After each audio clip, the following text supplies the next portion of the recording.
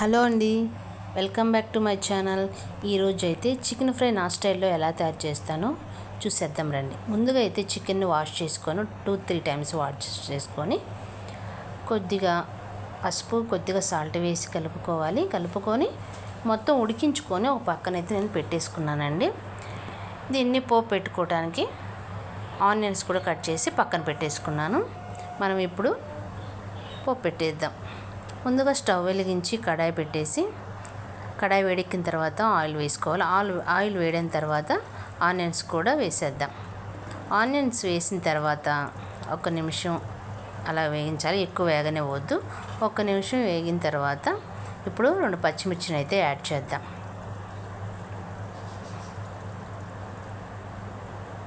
రెండు పచ్చిమిర్చి కూడా యాడ్ చేసి వెంటనే చికెన్ ముక్కలు కూడా దీంట్లో యాడ్ చేద్దాం. ఎందుకంటే పచ్చిమిర్చి ఆనియన్స్ 2 చికెన్ ముక్కలతో పాటు వేగితేనే ఆ టేస్ట్ డిఫరెంట్గా ఉంటుంది. అందుకని చెప్పి నేను ఇలా వేస్తానన్నమాట. నేను ఎప్పుడు చికెన్ ఫ్రై చేసినా కూడా ఇలాగే చేస్తానన్నమాట. లేకపోతే ఆనియన్స్ ఎక్కువ వేగిపోయి మళ్ళీ చికెన్ ఫ్రై అయ్యే లోపల ఆనియన్స్ మొత్తం ఇంకా బ్లాక్గా అయిపోతాయి అన్నమాట, ఎక్కువగా వేగిపోతాయి, అప్పుడు బాగోదన్నమాట. ఇలా అయితే చికెన్తో పాటు వేగితేనే కర్రీ చాలా టేస్ట్గా, ఫ్రై చాలా టేస్ట్గా ఉంటుంది. మీరు కూడా ఒకసారి ట్రై చేయండి. ఇప్పుడైతే కొద్దిగా కరివేపాకు కూడా యాడ్ చేసుకుందాం. కరివేపాకు కూడా యాడ్ చేసిన తర్వాత ఒకసారి మొత్తం కలిపేసుకుందాం.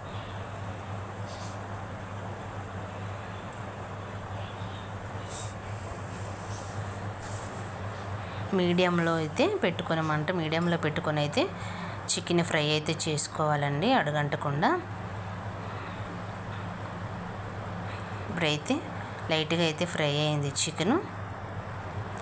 చూసారా, పచ్చిమిర్చి ఆనియన్ చికెన్తో పాటు అలా వేగిద్ది అనమాట, అలా వేగుతూ ఉండిద్ది అనమాట. చూడటానికి కలర్ఫుల్గా బాగుంది కదా. బ్రౌన్ రైస్ కూడా రెడీ అయిపోయింది. ఇప్పుడైతే మసాలాను అయితే యాడ్ చేద్దాం. ముందుగా మిక్స్ చేసి పక్కన పెట్టుకున్న మసాలాను అయితే యాడ్ చేసుకుందాం. మసాలా యాడ్ చేసి మొత్తం ముక్కలకు పట్టేటట్టుగా ఒకసారి కలుపుకోవాలి.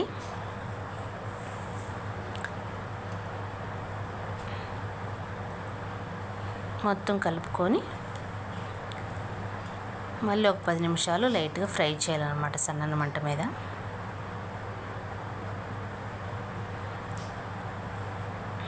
ఇప్పుడైతే చికెన్ అయితే ఫ్రై అయింది. ఇప్పుడు ఫైనల్గా అయితే కారం అయితే యాడ్ చేసుకుందాం. రుచికి తగినట్టుగా కొద్దిగా సాల్ట్ కూడా యాడ్ చేసుకోవాలి. ఉడికించేటప్పుడు సాల్ట్ వేస్తాం కాబట్టి ఇప్పుడు అంతగా పట్టదు. నేనైతే ఒక 1/2 టీ స్పూన్ అయితే యాడ్ చేసుకున్నాను.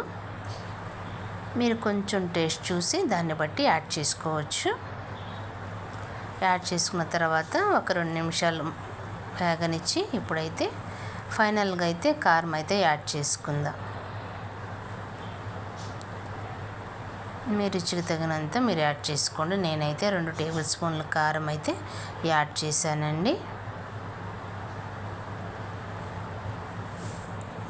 యాడ్ చేసి మొత్తం ఒకసారి కలుపుకోవాలి. మొత్తం ఒకసారి కలిపేసుకున్న తర్వాత కారం యాడ్ చేసిన తర్వాత మళ్ళీ ఒక 10 నిమిషాలు సన్నని మంట మీద అయితే చికెన్ని ఫ్రై చేసుకోవాలి.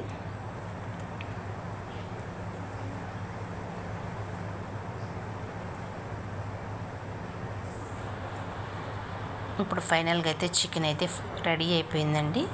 చికెన్ ఫ్రై రెడీ అయిపోయింది. నేనైతే ఇలా చేస్తానండి. మీకు నచ్చితే లైక్ చేయండి, షేర్ చేయండి, సబ్స్క్రైబ్ చేసుకోండి, కామెంట్ చేయండి. ఓకేనా? Bye friends.